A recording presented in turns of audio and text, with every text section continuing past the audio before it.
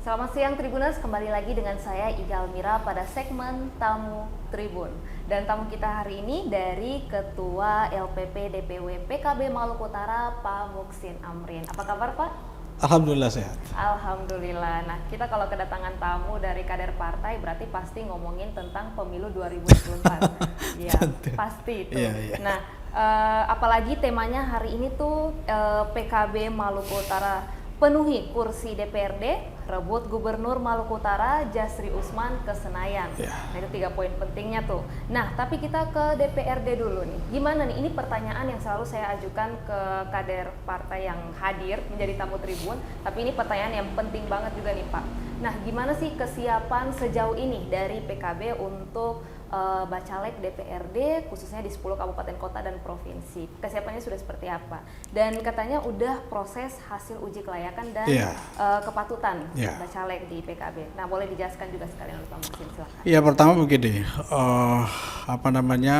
partai PKB ini kan partai yang lolos di elektoral parliamentary threshold.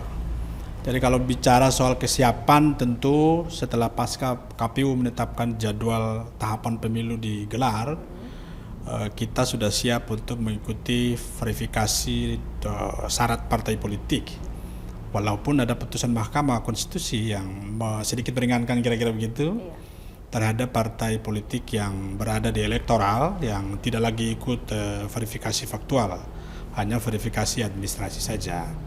Sehingga kemudian di 10 DPC Kabupaten Kota di Maluku Utara kita lebih awal dipersiapkan untuk menyiapkan dokumen secara administratif dan alhamdulillah partai PKB dinyatakan lolos seleksi administrasi dan peraturan KPU menyebutkan partai yang ada di elektoral tidak perlu untuk memilih pilihan apakah menggunakan nomor lama ataukah nomor baru.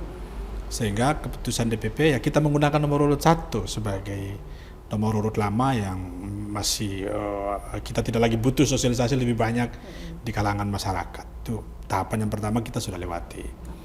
Nah, fase kedua yang sangat penting dalam hal ini adalah soal political recruitment atau rekrutmen bacalek DPRD provinsi di 5 daerah pemilihan maupun DPRD Kabupaten Kota dalam rangka untuk merebut 245 kursi DPRD Kabupaten Kota yang tersebar di 10 Kabupaten Kota. Mekanisme di internal PKB kali ini memang agak sedikit berbeda dengan pemilu sebelumnya. Kita ada melalui beberapa fase tahapan yang harus dilalui. Pertama adalah fase rekrutmen. Fase rekrutmen itu dilakukan secara terbuka. Jadi bukan hanya internal partai yang diminta untuk mendaftar sebagai bacalek, tetapi kita meminta kepada warga negara Republik Indonesia yang memenuhi syarat, gitu ya, untuk bersama-sama, yuk mari bergabung di PKB untuk memperbaiki bangsa ini dan daerah ini ke depan. Hampir kurang lebih sekitar 4 bulan pendaftaran kita buka dan besok tanggal 28 kita akan tutup secara resmi lewat mekanisme online karena memang teknologi digital kita kan sudah cukup bagus ini, jadi tidak mempersulit orang untuk mendaftar kira-kira secara online maupun secara offline. Dan tahapan kedua verifikasi administrasi dan fase itu kita sudah lalui, dan tahapan yang ketiga yang sangat penting adalah uji kelayakan kepatutan atau fit and proper bagi bacalek DPRD provinsi yang dilakukan oleh DPW. Apa esensi yang penting dilakukan? Pertama adalah begini, PKB punya pengalaman buruk di Maluku Utara. Terjadi disparitas yang cukup besar antara hasil DPRD Kabupaten Kota dengan hasil DPRD Provinsi. 2 kali pemilu kita cuma hanya capai 1 kursi di DPRD Provinsi. Sementara di DPRD Kabupaten Kota kita ada 20 kursi tersebar di beberapa kabupaten kota. Dan ada kira-kira 3 kabupaten kota kita unsur pimpinan DPRD kabupaten kota. Itu kan berarti ada terjadi disparitas gitu ya. Kesenjangan yang luar biasa. Ini mengakibatkan pemilih tidak mencoblos secara linear ataukah ada kolaborasi caleg yang tidak kompatibel gitu. Nah, saya kemudian diminta untuk menelah problem yang terjadi. Kemudian saya mencoba untuk menghitung, mencari tahu apa masalahnya. Oh, masalahnya ternyata berada pada soal konfigurasi caleg. Kita harus akui bahwa sistem pemilu kita sistem pemilu proporsional terbuka. Sistem proporsional terbuka ini kecenderungan pemilih itu ke caleg gitu ya. Pemilih ke partai itu tidak terlalu banyak, tetapi pemilih ke caleg itu lebih fokusnya ke caleg. Nah, maka penting adalah soal konfigurasi caleg. Nah, pemilu kemarin kita konfigurasi calegnya ketika kita nilai jual kira-kira begitu, tidak laku di publik. Nah, pola itu kemudian kita mengevaluasi dengan metode untuk fit and proper. Nah, fit and proper ini mencari paling tidak caleg yang memiliki 4 modal.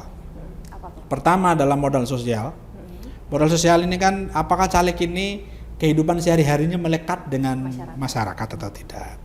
Yang kedua, dia memiliki modal kultural. Kan tentu tidak bisa terlepas dari soal identitas politik kayak gitu ya. Modal kultur itu cukup penting karena kan modal kultur itu kan suku, etnis, kemudian budaya dan lain sebagainya. Dia muncul sebagai tokoh apa. Kemudian yang ketiga adalah modal pengetahuan, pengalaman dan lain sebagainya. Saya tidak mau kemudian anggota DPRD terpilih itu lalu kemudian dikategorikan sebagai 5D. Datang, duduk, diam, dengar, dan duit gitu kira-kira. Sehingga kemudian kita mencari sosok punya pengetahuan yang paham betul 3 hal. Soal legislasi, soal keuangan, soal legislasi, soal anggaran, dan soal pengawasan. Nah, ini penting sehingga kemudian masyarakat bisa menilai, oh iya sosok figur ini yang pantas menduduki. Hal yang keempat adalah soal financial cost. Harus diakui, sistem proporsional terbuka membutuhkan caleg untuk turun menyapa. Kalau turun menyapa kan harus ada financial cost. Penyebutannya namanya dana kampanye. Namanya penyebutan dana kampanye. Jadi minimal caleg itu memiliki 4 sisi modal. Kalau 4 sisi modal itu kemudian kita seleksi betul dan kita dapatkan, kita akan tetapkan dia sebagai bacalek walaupun yang bersangkutan bukan pengurus partai. Dari luar juga bisa. Maka yang mendaftar di saat ini di PKB ini ada dari kalangan birokrat, yang mantan birokrat, kemudian ada kalangan dari politisi, kemudian ada kalangan dari mantan DPRD, kemudian ada kalangan penguasa, dan dari kalangan aktivis yang sedang mendaftar. Ada 5 segmen yang sedang mendaftar. Nah, kemarin kita sudah tutup fit and proper di tahap 1. Kita akan melakukan fit and proper di tahap 2 yang karena beberapa teman-teman lagi izin untuk belum mengikuti, kita akan jadwalkan fase fit and proper di tahap 2. Kita akan tetapkan di awal Maret. Nah, kira-kira begitu kesiapan PKB. Itu udah siap banget nih persiapannya. Luar biasa sekali. Jadi ada persyaratannya juga yang harus dipenuhi untuk menjadi bacalek di PKB Maluku Utara. Tapi dengar-dengar katanya Bapak juga mau ikut bertarung di DPRD provinsi. Itu betul atau tidak, Pak? Oh iya, begini. Saya kemudian sejak sebelumnya kan saya berkiprah di penyelenggara pemilu sebagai pengawas. Sekarang saya sebagai pemain gitu. Iya, betul. Dulu mengawasi orang, sekarang belok sekali. Ya, sebagai pemain lah kira-kira. Nah, kemudian sebelum 1 bulan mengakhiri masa jabatan, lalu kemudian saya berpikir kiblat saya kemana nanti ke depan.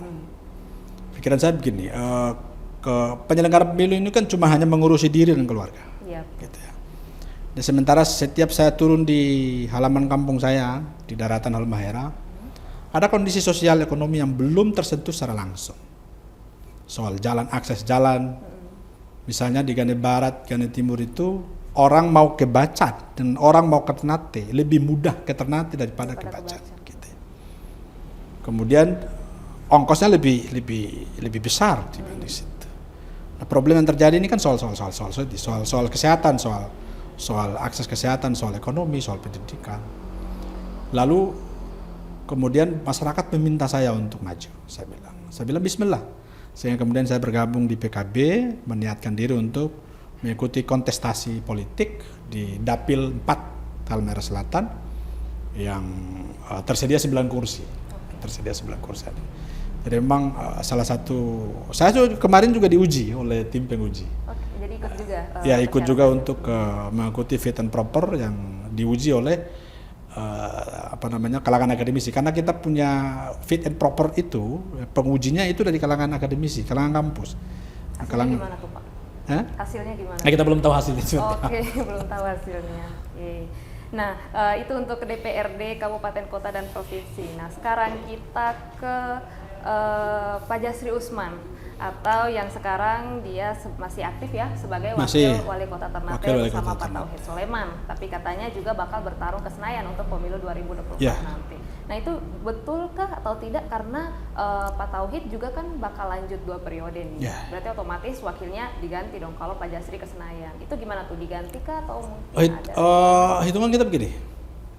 Di 2019 PKB DPR RI itu mencapai 62.340 suara. Di posisi keempat. Nah, karena kita kursinya hanya cuma 3. Jadi kita berselisih dengan Nasdem kurang lebih 7.000. Dengan hasil pengalaman itu kemudian PKB berpeluang untuk bisa meraih kursi di DPR RI tahun 2024. Apa ukurannya pertama? Ukuran pertama adalah PKB punya bupati di Halmahera Selatan yang dalam hal ini pengurus DPP partai. Halmahera Selatan itu basis elektoral setiap pemilu ke pemilu. Karena dia punya daftar pemilih tetap itu 154.000 sekian. Sehingga kalau dihitung-hitung kira-kira begitu ya, saya ditugaskan untuk menghitung roadmap-nya, peta jalannya, apakah bisa kita capai. Nah, target kita bisa capai, sehingga kemudian siapa sosok tokoh yang didorong oleh DPW sebagai calon DPR RI. Kandidat terbaik. Nah, makanya kita memutuskan Pak Jasri sebagai ketua wilayah mewakili PKB untuk mengikuti kontestan di DPR RI yang insya Allah akan beliau mengikuti uji kelayakan dan kepatutan hari Senin besok di Jakarta. Sehingga kita punya daftar caleg DPR RI sudah clear, tinggal kita daftarkan di KPU. Walaupun sementara ini beliau menjabat sebagai wakil wali kota. Memang aturan mainnya adalah ketika mendaftar yang bersangkutan harus mengundurkan diri sebagai wakil wali kota. Itu konsekuensi politik yang harus kita terima. Karena memang syarat administratif dalam Undang-Undang 7 tahun 2017 mengisyaratkan seperti itu. Sehingga rencana tanggal 1 Mei sampai tanggal 14 Mei kan KPU akan membuka pendaftaran nih. Nah, kita akan mengambil posisi hari pertama atau hari kedua mendaftar.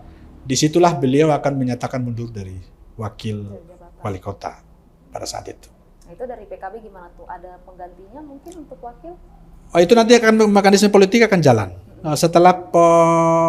Setelah pengunduran diri beliau sebagai wakil wali kota, nanti kita akan putuskan mekanismenya seperti apa, langkah PKB seperti apa. Karena begini, di syarat undang-undang itu menyebutkan yang berhak untuk mengajukan penggantian calon wakil adalah partai dukungan, koalisi dukungan. Koalisi dukungan ini cuma hanya 2 partai, Nasdem dan PKB. Nasdem punya wali kota, wakil wali kota kita punya PKB. Makanya otomatis PKB lah yang mengusulkan wakil pengganti. Oleh karena demikian, maka karena ada mekanisme harus dilakukan di lewat DPR dan lain sebagainya. Oleh karena itu kita belum bicara sampai saat itu. Nanti setelah beliau mengundurkan diri, barulah kita akan putuskan di DPW seperti apa. Oke, jadi sudah pasti banget Pak Jasri Usman bakal bertarung ke Senayan. Dan PKB bakal bahas nanti untuk pengganti wakil yang mendampingi Pak Tauhid untuk maju 2 periode wali kota Ternate. Untuk bahas untuk soal penggantian antar waktunya. Jadi bukan pembahasan kelanjutan pemilu pilkada kotanya.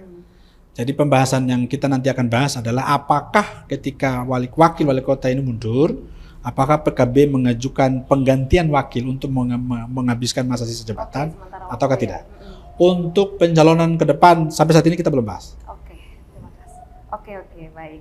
Nah, tadi untuk Pak ada disebut juga punya bupati Halmahera Selatan Pak Usman Sidik yang dikabarkan katanya bakal diusung PKB untuk merebut posisi Gubernur Maluku Utara nanti di pemilu 2024. Tetapi Pak Usman Sidik baru-baru juga menyuarakan kalau bakal lanjut 2 periode sebagai Bupati Halmahera Selatan dengan pasangannya Pak Hasan Ali Basam Kasuba. Nah, itu yang betul yang mana tuh? Gubernur kah atau Bupati 2 periode?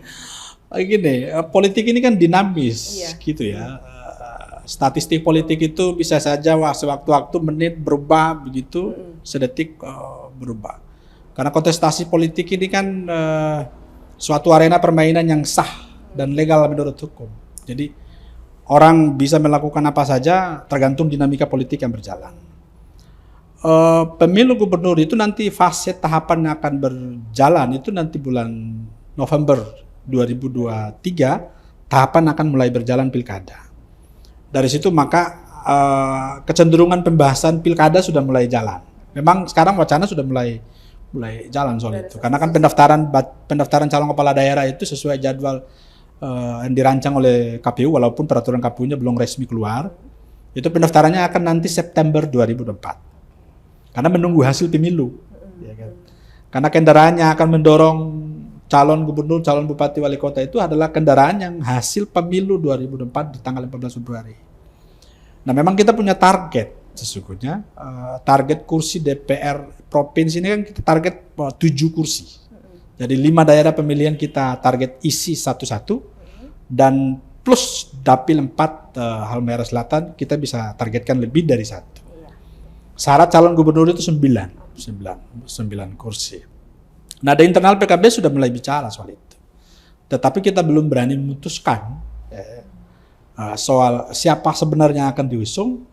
Kita berani akan mengusung setelah hasil pemilu itu keluar tanggal 14. Jadi hari H pemungutan suara itu selesai, kemudian kita lihat perkembangan perolehan suara, baru kita mulai gagas. Tetapi wacana yang berkembang sudah. Pertama, kita punya kader internal tersendiri yang memang layak dijual. Salah satunya adalah Bupati Halmahera Selatan yang adalah kader murni PKB. Kemudian ada kader NU, ada Haji Abu Bakar Abdullah, kemudian ada Sekjen Kemendes Pak Taufik Majid. Mereka berdua juga adalah kader Nahdlatul Ulama yang underbau dengan partai PKB. Kemudian ada politisi eksternal, ada Pak Beni Laus dan lain sebagainya yang sementara ini kita sudah mulai menghitung-hitung elektoralnya masing-masing. Tetapi itu tergantung 2 hal. Pertama, survei yang sedang kita laksanakan saat ini. Kemudian yang kedua, soal hasil pemilu. Karena kan penting juga kita mencari tahu elektoral masing-masing. Apakah ini memang cukup dijual atau tidak. Tetapi kalau hasil pemilu kita, pilkada kita, kursi DPRD provinsi tercapai, kenapa tidak kita memajukan internal, yakni Pak Usman Sidik sebagai calon gubernur. Kalau memang beliau bersedia, monggo kita bismillah.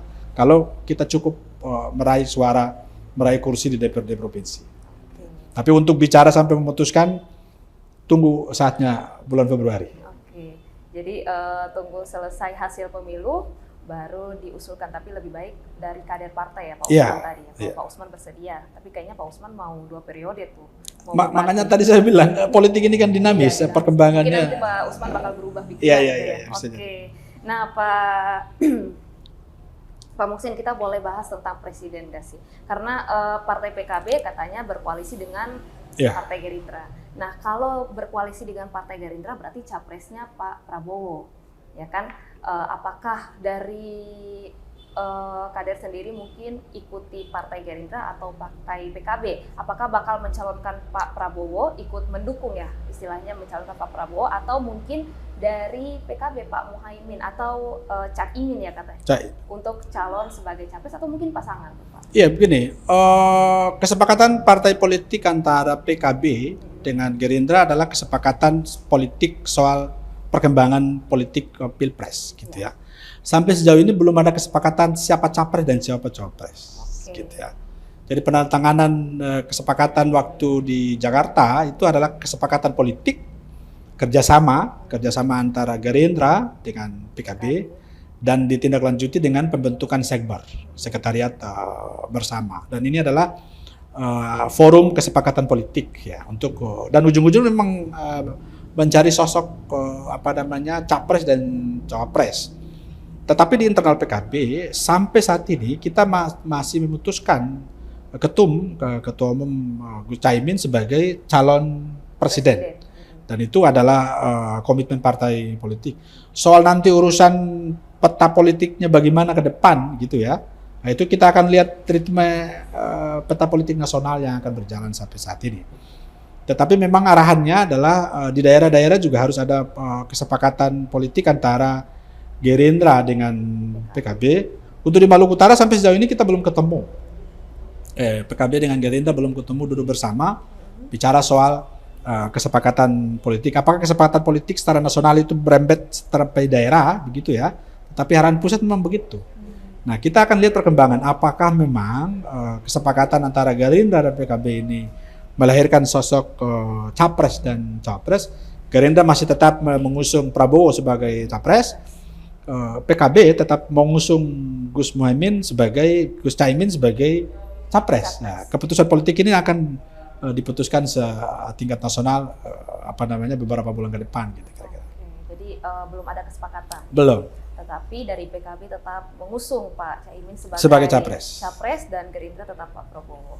Oke, nah menarik sekali obrolan kita dengan Pak Muhsin Amrin pada hari ini. Tetapi sebelum saya menutup episode Tamu Tribun pada hari ini, mungkin Pak Muhsin ada closing statement untuk Tribuners mengenai pemilu 2024 nanti. Silakan. Iya, pertama begini, pemilu kita kali ini adalah pemilu serentak gitu ya.